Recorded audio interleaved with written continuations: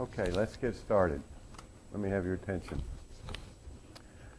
Welcome to the University of Tennessee Nuclear Engineering Department Colloquium Program. My name is Lee Dodds, and it's my privilege to introduce today's speaker, who is Dr. Jose March-Leuba, who is a distinguished research and development staff member in the Nuclear Science and Technology Division of the Oak Ridge National Laboratory. Jose received an MS in Industrial Engineering from the University of Valencia in 1978, and then he came to the United States. He came to our program and entered graduate school. He is actually a relative of one of our retired professors, Dr. Rafael Perez, and I'm sure Rafael had a lot to do with recruiting Jose. He received an MS in nuclear engineering from us in 1980, and then a PhD in nuclear engineering again from UT in 1984. He then spent the year, most of 1985, in a postdoctoral appointment in our department, and then in 1986 he joined the Instrumentation and Controls Division of the Oak Ridge National Laboratory, and that migrated into the Nuclear Science and Technology Division of ORNL. As you can tell from his topic, which is monitoring the destruction of Russian nuclear weapons, the HEU Transparency Implementation Program. He spends a lot of time in Russia.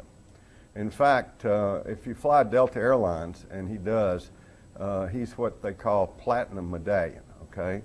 Well, it turns out that his wife is also platinum medallion, and his two children, who are ages 15 and 11, are silver medallion. So this family travels a lot. He's one of our better graduates. We're very proud of Jose, and so if you would, please welcome Dr. Jose March-Leuba.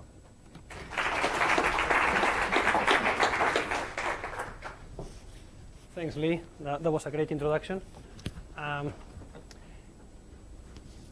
always have to start all these talks by just telling you a joke or talking a little bit lightly before we get into the meat of the presentation. There are two reasons. It's first, it lets you kind of wind up and start going.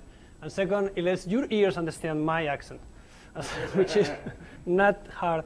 As Lee said, I came to this country in December 12, 1978. I know the date because it was the time I had to do my visa application. You had to write down your date of entry, December 12, 1978. That's a long time ago, and I still talk like this. You should have seen me back then. I've taken classes, and I know exactly what I'm doing wrong. I just cannot change it. All right? I could try to do better, but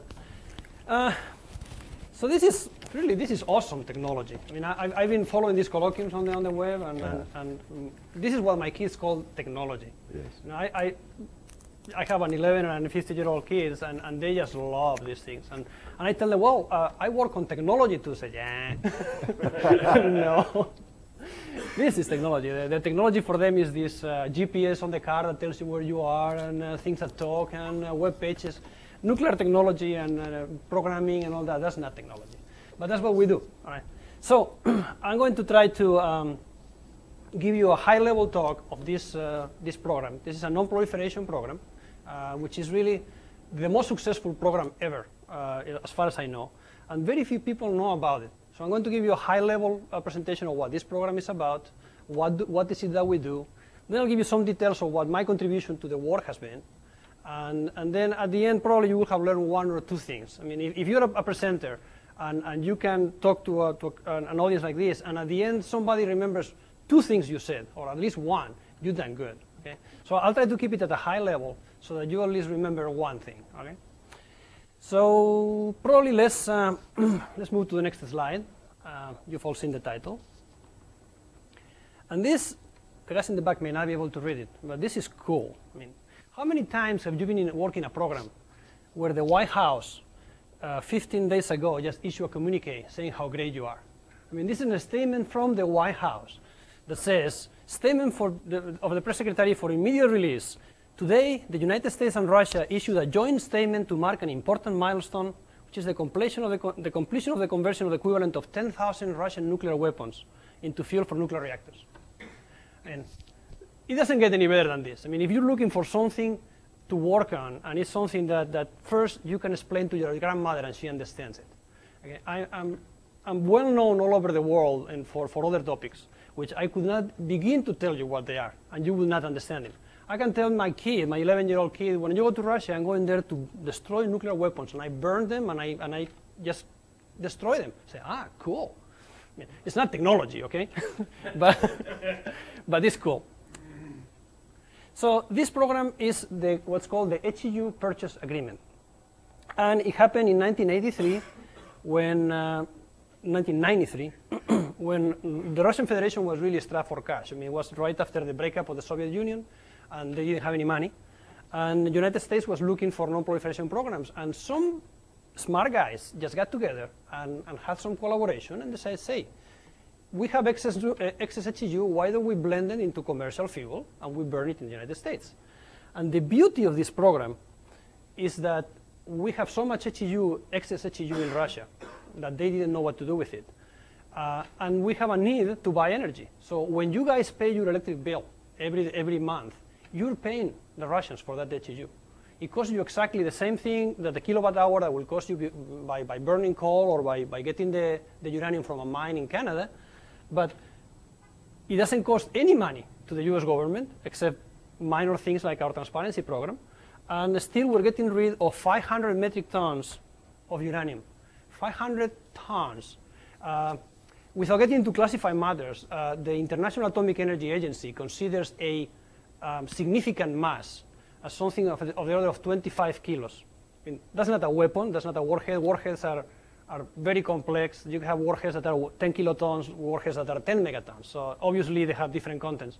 But when we talk about warheads, we talk about an IAEA significant mass, which is 25 kilos. So when you do 500 metric tons, that's the same as saying 20,000 warheads. So, and the other thing that most people know is that we receive about 30 metric tons a year. That makes 500 metric tons in 20 years because it took some time to ramp up. Right now we're getting 30 metric tons, and that's sufficient to supply half of all of the nuclear needs in this country. So if Sequoia or Wattsbar is providing the electricity in this room, that light over there on the left comes from energy that was actually a warhead that was pointed, targeted to the United States. I mean, that energy there was targeted to destroy this very same room, and now we just cut them up in pieces, we burned it, we converted it, and now it's providing light for us. It's not costing us any money. I mean, as I say, this is the best program ever. And because nuclear has about 20% of the generating capacity in the country, we say that 10% of the electricity in the United States comes from Russian nuclear weapons. How does this thing work? This slide kind of shows the material flow and what happens in the program. Dr. Dos makes sure that I understand how to use this thing, and let's make sure I use it properly. Eventually, all of the material from from Russia comes out into St. Petersburg, and this is a map of Russia, by the way. Europe is here somewhere. This is the border. So all of the material shows up in St. Petersburg in the form of uranium hexafluoride in very large containers, about 2.5 tons each. And it gets shipped to Paducah in Ohio. If it gets shipped by ship, it goes to different harbors, and then it gets railed into Paducah. Paducah, the United States Enrichment Corporation, which is the Enrichment Corporation of the United States, receives it and then ships it to all of the fuel manufacturers. Ships it to Framatome or Areva, as they're called now, Westinghouse, and General Electric, and maybe there's a third one here. I cannot read it. All right. Within Russia, there are 4 facilities. The Urals electrochemical plant, which is obviously located in the Ural Mountains. Mayak, which you may have heard before. The name Mayak may sound familiar because that's where some of the repositories of HEU and plutonium are being built by the United States for Russia. It's one of the biggest weapons production facilities, something like Y-12. Then we have Sievers, which is located next to Tomsk, and ECP, the electrochemical plant, which is located next to Krasnoyarsk. We go to all of these 4 facilities and we do monitoring there. By the way, these are secret cities. I mean, these cities that I just marked in the map, in this map, they don't exist in the map. Back in the 1990s, you couldn't find them. You go to the cities, there are cities with 70 to 100,000 people in there. And the whole thing is surrounded by a fence and still protected by a battalion of poor conscripted soldiers, 18-year-olds, just standing guard on the fence. It's kind of impressive, especially in the middle of the winter when it's minus 40 degrees Celsius. The poor guys are out there standing up. One thing Russian students have going for them is that if they stay in school, they don't have to do the military service. And it's 3 years of standing guard on the gate. So if you stay in school, you really have a big incentive to stay in school. You don't want to flunk out. Let's see, as I say, I mean, Moscow is here. Here is the Ural Mountains. Krasnoyarsk is very famous. You may have seen some programs, these reactors that are inside a mountain. They build some tunnels into mountains and build some production reactors in there so they couldn't be bombed. That's Krasnoyarsk 26, I believe. We go to a different Krasnoyarsk areas, the Krasnoyarsk 44, which is in Zelenogorsk. But we have great friends there. I travel to these places 4 or 5 times a year. It's a long trip, but it's worth it. Once you get there, we really have fun. I mean, you you wouldn't believe how changed Russia is. Indeed, let me just. There are some misconceptions about Russia. I mean, whenever you see ideas about Russia, you always think of this old fat woman covered with clothes all over the place. And then the other misconception about Russia is these James Bond movies, where you have this beautiful-looking lieutenant that falls in love with him. Well, I was the idea that the former, I mean, the big old lady full of clothes was the standard. I was surprised to discover that James Bond was right. There are many more beautiful lieutenants than babushkas, as the old ladies are called. Another reason to go to Moscow. All right. Another idea about Russia, these two maps are not in scale. I mean, between New York and San Francisco, you have about 4 time zones. Between here and here, you have 11 time zones. And it's a big country. And most of it is empty. You notice that all of the cities are located here in the south,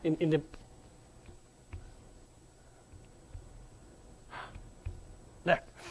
They're located in the banana belt of Siberia, way in the south. That's because that's where the intercontinental railroad line goes through. Whenever you move 100 kilometers north, there is absolutely nothing. It's beautiful, beautiful scenery, birch trees everywhere, lakes, water. Not many wildlife because of the harsh winters, but gorgeous country. I told you it's hard to get there. We fly into Moscow, and it's an overnight flight. You depart either from Kennedy or from Atlanta, and it takes about 10 to 11 hours to get there. Then we spend a few hours in Moscow and take another overnight flight to get to Krasnoyarsk. So you're flying 2 straight nights, and you show up when the sun is rising there. Still, you have a 3-hour van ride to the city. So I mean, by the time you get there, you're dead.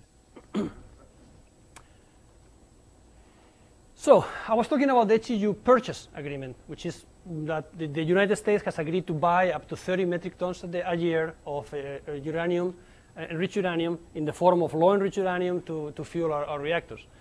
And underneath that purchase agreement, there is a transparency program. And this is another strike of genius. It really is. If you may not remember, you guys are too young to remember this, but back in the 70s and 80s, there were lots of talks about disarmament and START agreements and all this. And the key word there was verification.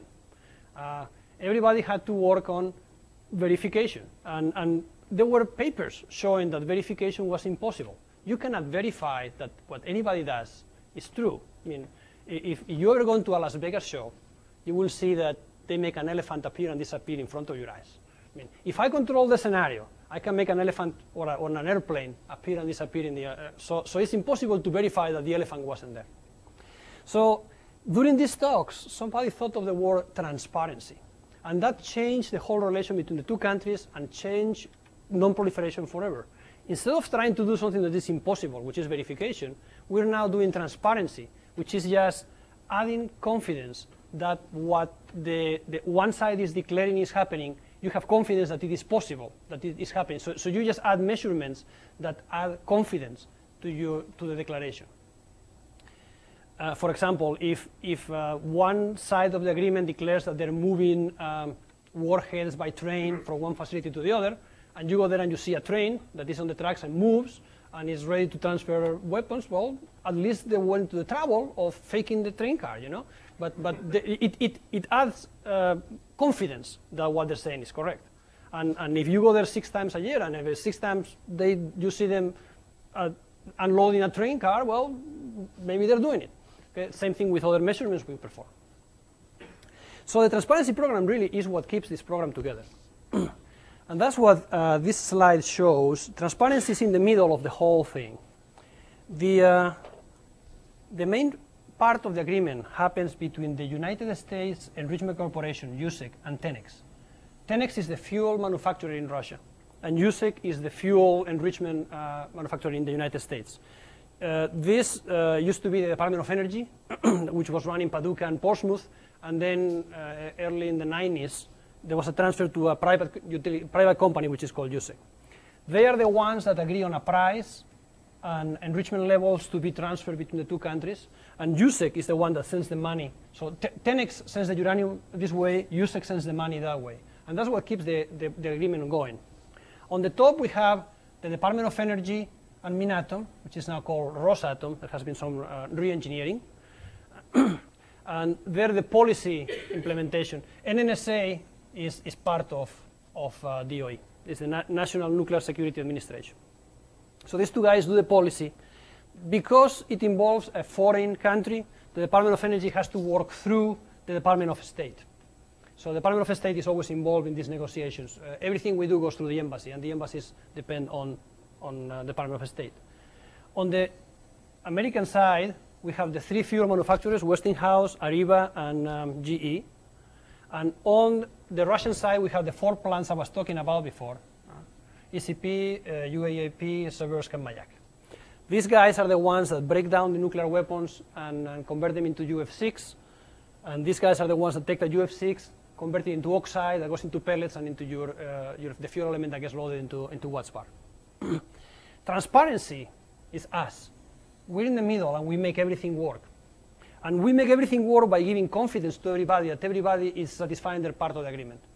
Okay? And this is, I will reinforce this over and over again during the presentation. Our job is to make sure this program doesn't die by providing confidence that the agreement is being issued by both sides. Cool. So that's basically what this slide says, and then you can read it afterwards if you have the interest. But basically, transparency provides confidence of 2 things: that HEU extracted from dismantled Russian nuclear weapons is converted and downblended to LEU, and that the LEU is shipped to the United States, is fabricated into commercial nuclear reactors. So this is what the US is interested on.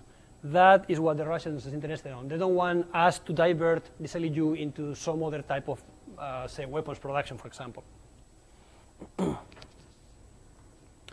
Now we're getting into the interesting part. I'm going to have a few pictures. This is really, I mean, I've said the word cool often enough, so let's say awesome. This is awesome. So these are the 3 steps of the transparency. You take first a nuclear weapon. This is actually a picture of a Russian nuclear warhead. And we destroy it. I mean, we really cut it up, make it into little tiny pieces, and burn it.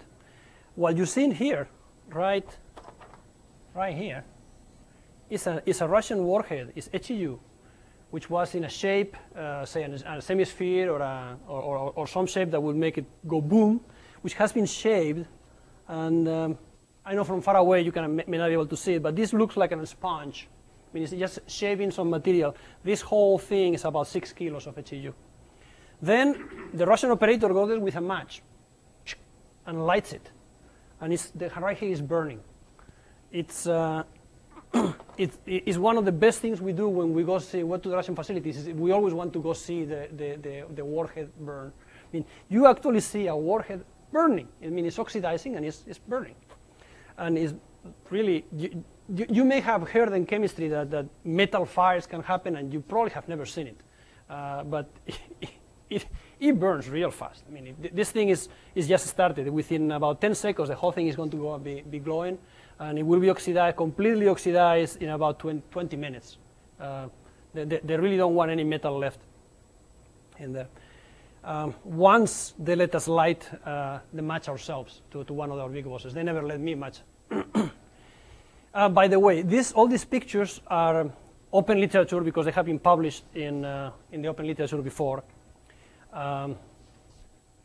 We have many more pictures like this, but they're confidential foreign government information. All of the information that the Russian government gives us is treated in confidence, and it's a special classification guide. It's called CFGI/mod, which prevents me from showing you a picture of myself just in front of one of those. I have a picture of myself just in front of one of those burning oxides and smiling wildly, but I have it in my office. I cannot show you. So that's the first step. You go into the oxidation, and then finally this HEU is downblended into low-enriched uranium, less than 5% in this T, and I have a better picture later on. So let's go to the next.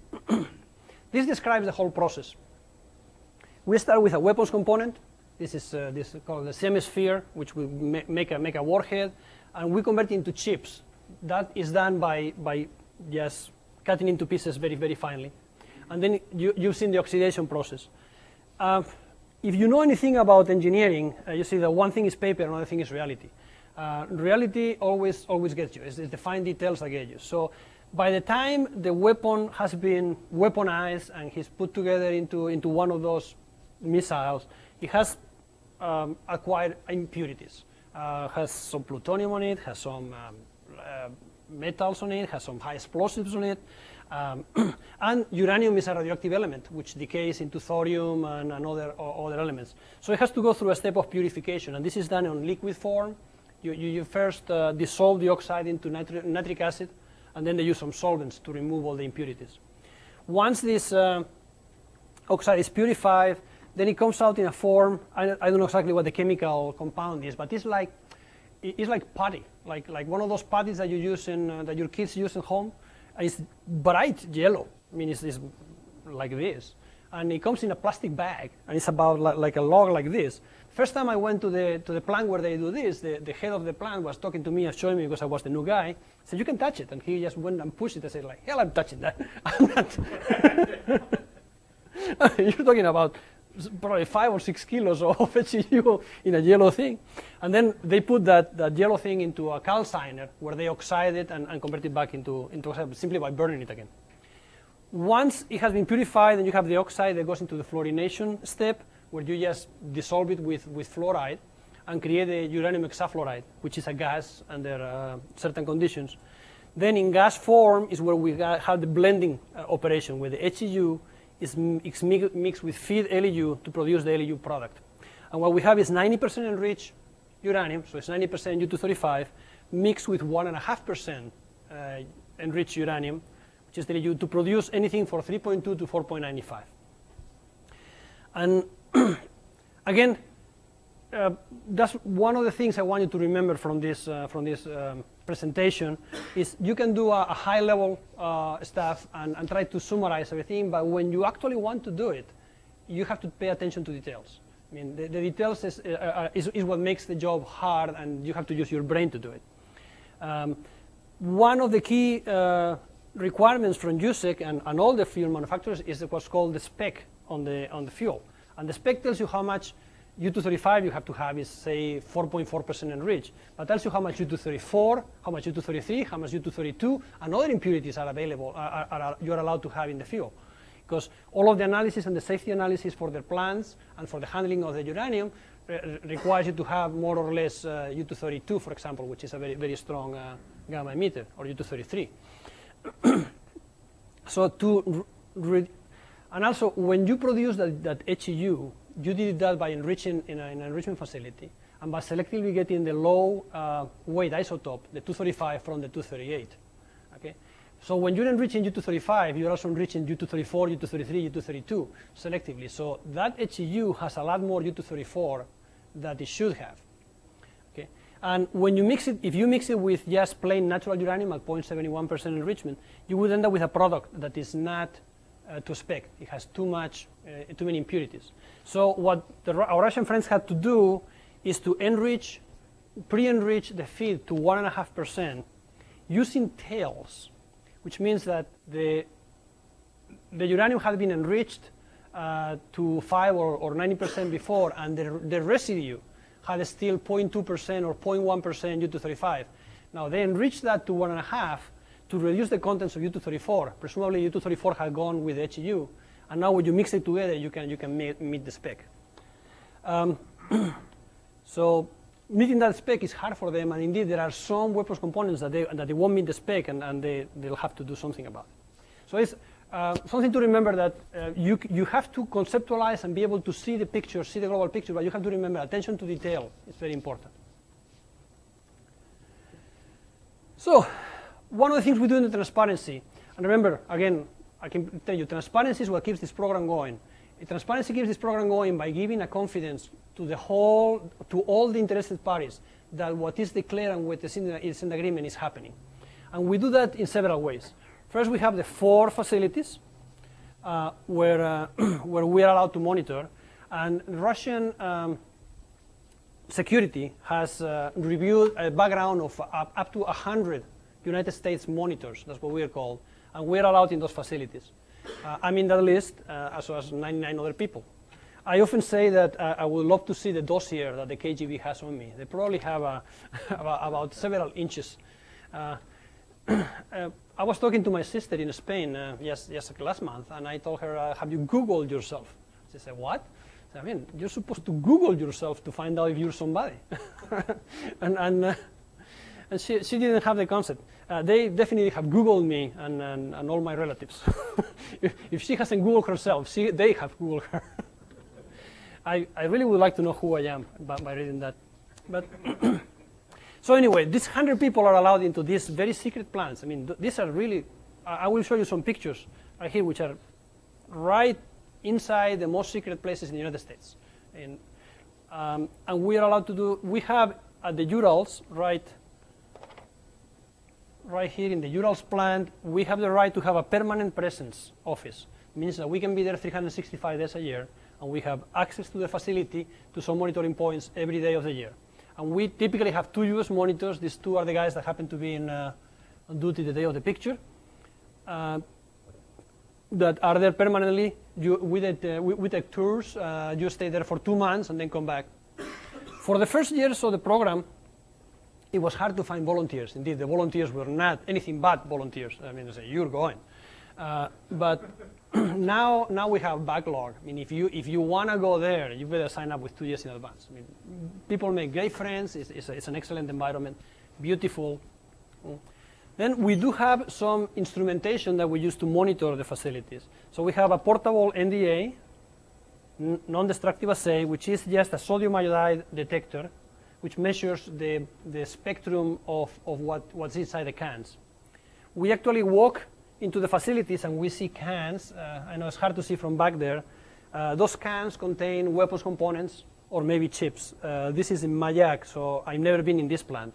So I'm not exactly sure what they are.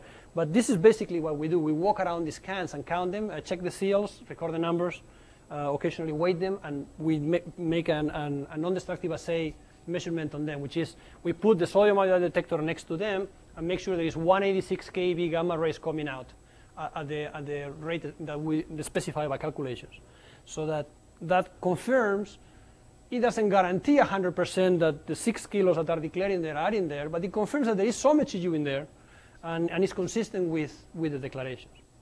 And the part that I'm involved with is the blend-down monitoring system, or BDMS, which is installed now in all 3 facilities, Urals, Seversk, and ECP, where the downblending occurs. And I was going to play with you guys, find Waldo in these pictures, because I'm in all these pictures. So I'm here, and I'm here, yeah. So these pictures are, as I say, in the most secure areas of Russian facilities. American CIA agents 10 years ago would not have dreamed to be able to be allowed in there. and now we regularly go 6 times a year. I mean, that's what confidence in the program and transparency does for you. It really is a step of confidence in the part of our Russian friends that they let us do that. And as I said, this is the greatest program ever.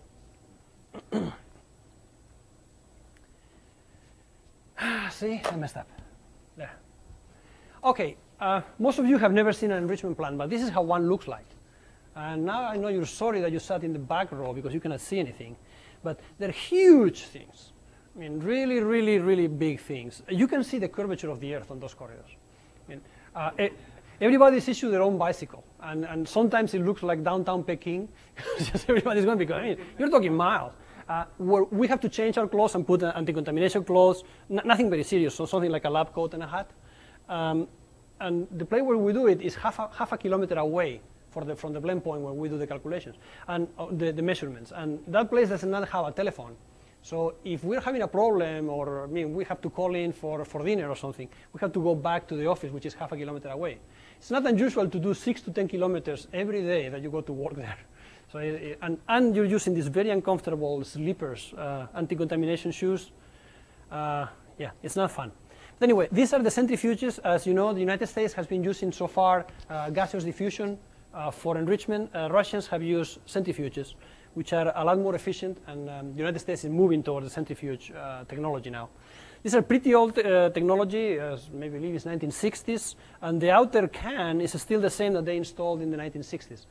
The inner thing, they change it as they call it generation changes. But they typically are, I don't know if you can see it, 3 rows of centrifuges per stage, and they just pump the uranium through there. This is not a monitoring point, so we don't typically go into these rooms. We walk by them, and if the door is open, you see it, but we're not allowed in these areas. We're allowed in very defined areas, which is called a monitoring point. This is one of such areas. This is where everything happens. That's the picture I was showing you before of the blend point, where highly enriched uranium is mixed with 1.5% to produce the 5%, anything from 3.2 to 495. So it's in gas form. You just have a gas flow here, gas flow there, it mixes and it comes out. That blend point right here is this area right here. Now, the first thing you notice is, I was telling you there is a difference between paper drawings and conceptual drawings and real life. Real life is a lot more complex than any drawing you could have thought of. Okay? There is pipes, there are pumps, there are sensors, there is everything everywhere. And just get used to it, because US facilities are like this. If you are going to do real work, that's where you're going to do it. If you're going to do computer work, you're fine. That's what you've been doing so far. So attention to detail, real life is more complex than anything. In this picture, you will see these heating chests. That's where the HEU comes in. It comes in cylinders, which are 6 liters, about like this, 20 kilos of uranium hexafluoride. It gets put in those heating chests, and it gets warmed up. It goes into the header, and then gets distributed. And it comes to the blend point through this red pipe right here. One thing I noticed from the Russians is that they're very good engineers by keeping it simple. Some time ago, they decided they had pretty good 4-inch piping.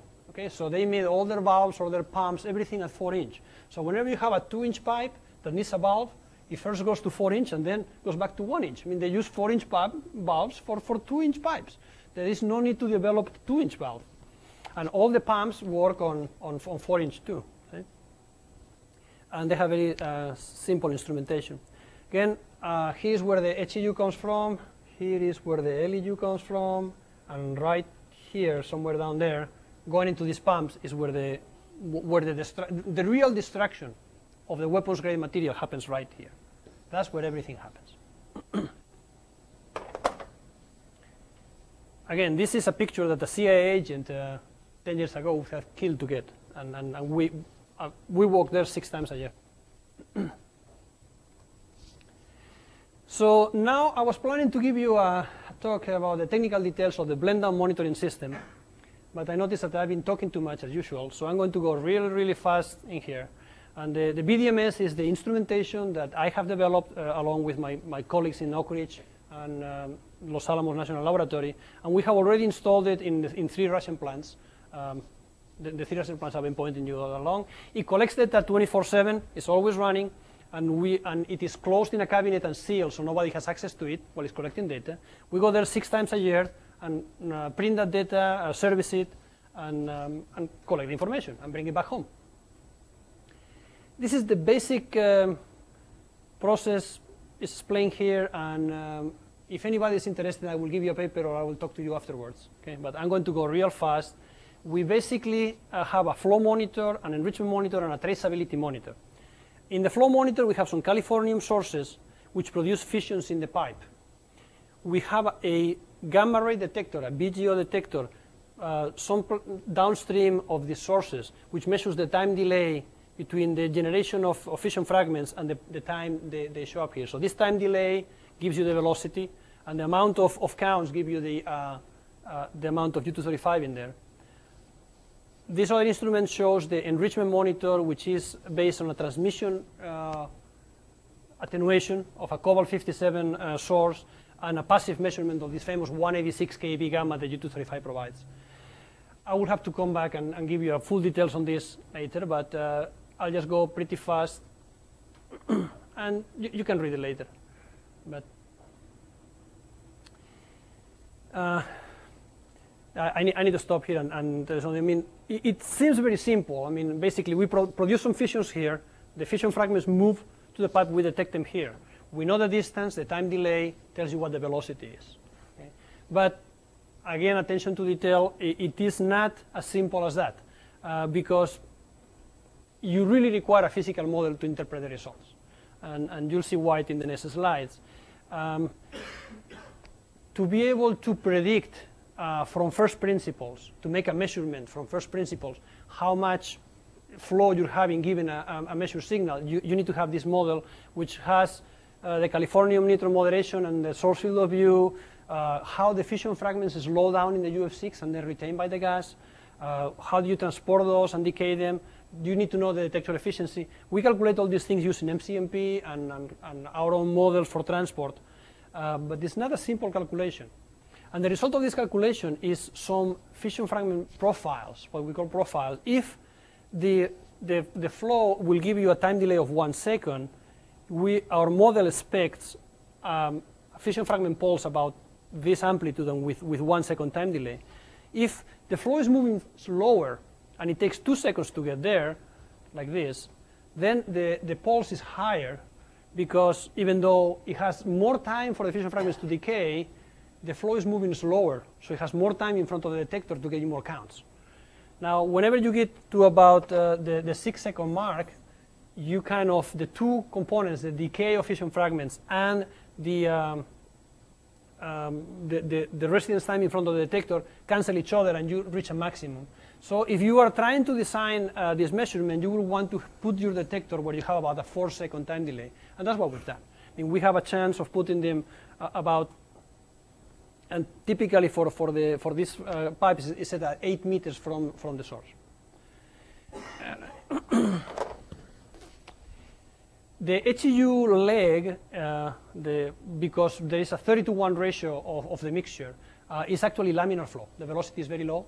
So whenever you have laminar flow, then you don't have a common velocity, and these pulses, those fission fragment pulses, are mixed between the center of the pipe and the outer side of the pipe, so you get these different profiles. So you really have to use this model to understand what the velocity was. You cannot just measure a sharp edge. We use averaging techniques to reduce the noise, the signal to noise, to increase the signal to noise ratio. So you just repeat the measurement over and over and over again, and after 5, 6, 10 hours, we have an estimate of the velocity. We also do traceability, but we won't work on that. And these are real results that show that the thing indeed works. It is a great thing when you do your work on your computer for a couple of years, you program everything, you spend $3 million of DOE's money to build this device, and then you actually plug it into the pipe and it works. I mean, I've been accused of many things in my long and illustrious career. One of them has never been lack of confidence, but this time I didn't have everything with me, you know. So when we finally went to Paducah and we got a UF6 pipe and we actually plugged it in and it worked, it was great. The dots that you see here are the measurements, and the solid lines are the profiles. In this case, it's the same pipe, and we had 2 detectors. One detector was located 1 meter from the source. The other detector was located at 3 meters from the source. And we got, obviously, the one that was at 1 meter had only 2-second time delay. The one that was at 3 meters had a 6-second time delay. But the amplitudes that we predicted were exactly what they were supposed to be. So this is exactly the same flow, exactly the same density, and my model, because this was my model worked. There are other examples here. What's more impressive is this laminar flow I was telling you about. The HEU leg is in laminar flow. Actually, I mean, this is the measurement. The blue line is the computer prediction. And I assure you this was a blind test. Okay? We did all the calculations and all the programming before the test was performed. So I have just 3 final slides with the fine Waldo. Again, for our viewing audience, that's me. And now, that's the electrochemical plant, Selenigos, close to Krasnoyarsk. I'm also there. And this was the second plant that we installed. Here's all our equipment, and as usual, we always have our computers and ourselves. And this is the third and last plant in the Sibirsk Chemical Combine, or SCHE. Sibir means north, and it's not north. I mean, it's way south in Siberia, I mean, but it's north enough for me. And this shows a composite of while we were installing it. We ship all the equipment on these boxes. One interesting thing to notice is you have all the white guys, not white by face, but white wearing guys, and then you have the blue guys. Blue guys are the ones actually doing the work, and everything else is just overseen. So all the countries are the same in the world. That's not. There is no difference between Russia and here. And when you get the slides in the computer, you can figure out where I am on this one. All right, so this ends the presentation, formal presentation, and I wanted to, before we went to the questions, I had made some notes here. I started the presentation by telling you that, I mean, I'm going to make it as interesting as possible, make it fun, and keep it at a high level, but I wanted you to learn, especially the young guys. The older guys probably don't need this advice. You guys have to learn 1 or 2 things from the presentation, and the things I want you to keep with you is that number 1, in spite of everything you've heard on the TV, your government occasionally does something good. Okay? And in this case, they did something good. The HEU purchase agreement was an incredible leap of faith between the 2 countries, of trust, and it has been working fantastic. It's the best non-proliferation program ever. The second thing I wanted you to take home with you guys is what I call the grandmother test. You are going to graduate from here, and you'll have a choice of jobs. And even when you get a job, say, in Oak Ridge National Laboratory, you will have a choice of what to work on. If you can tell your grandmother what you're working on at a high level, and she can understand it, you're better off. I mean, as I say, I'm world-renowned on some other topics that I couldn't start to explain to you what they are. However, I can tell you I'm working in Russian projects destroying nuclear weapons. And there's a lot of detail to be worked there, which is the number 3. I've used it at least 10 times in the presentation. Attention to detail is important. You need to understand the program from the top level. You need to see the forest from the trees. But you have to make sure the trees are properly drawn. And you do have to do the thing mathematically correctly. And I tell all the people that work with me, I often have students working with me, that the first course they have to take is mathematical methods for physics. It is the best course I took when I was in this, and it's not offered by this department, it's offered by the physics department. But you all guys need to take mathematical methods for physics, because it provides the foundation for everything we do. I mean, if you know the foundation, the mathematical foundation for what you do it right. And if you don't have this attention to detail, you will not do it right. Okay, so.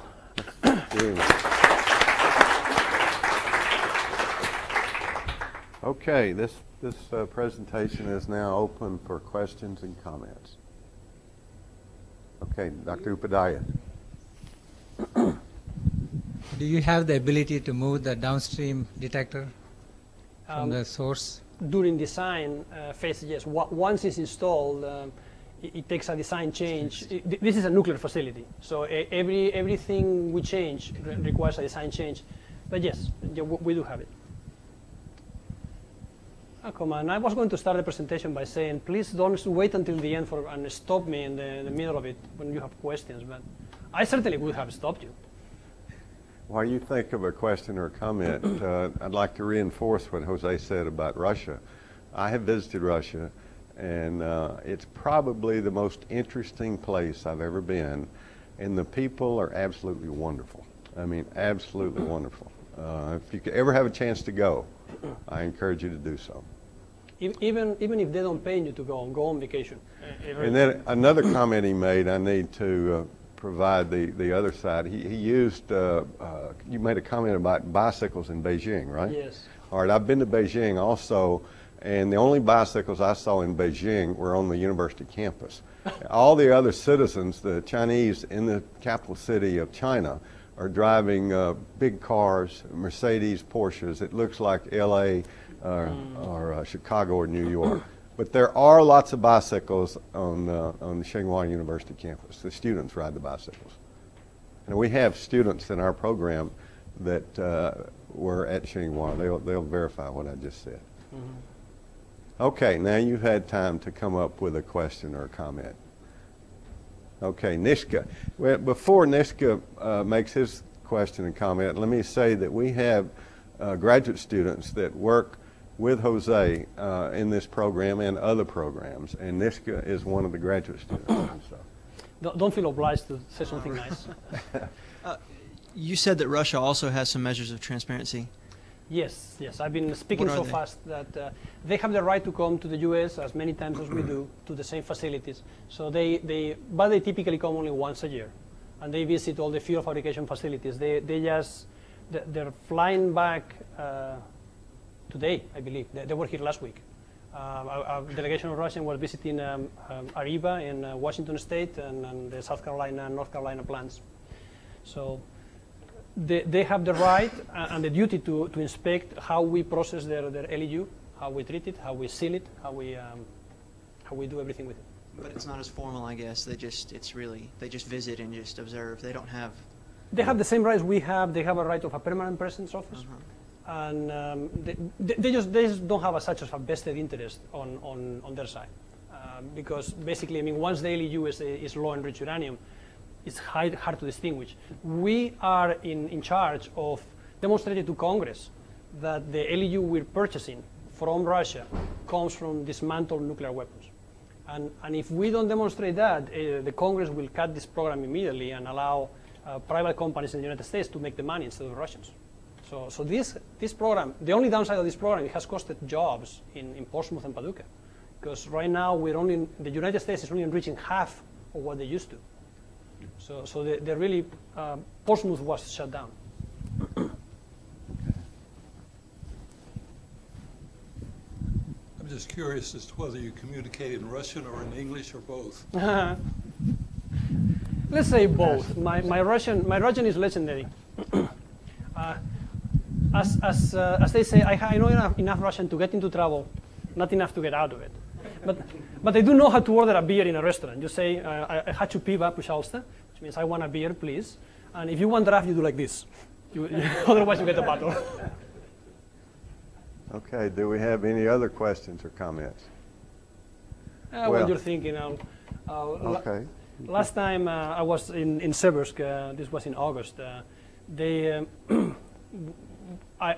supposed to toast during all these banquets.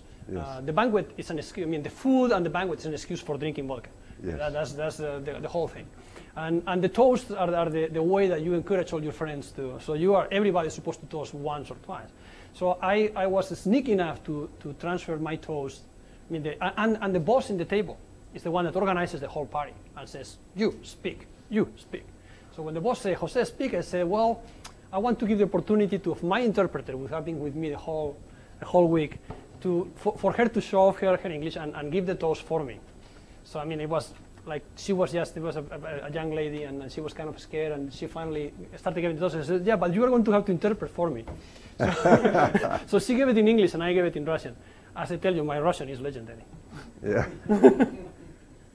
Okay, do we have any other questions or comments? Well, I think for the first time that I can recall, there are no new faces in this audience. The room is almost full, and these are all nuclear people. And so you do know that we have a reception downstairs. There's food down there, and Jose will be down there, and you can talk one-on-one with Jose. But before we adjourn, let's express our appreciation again to Jose for his presentation. That was an excellent presentation, really. It really was. I really liked it. Yeah. I agree with you. It's a wonderful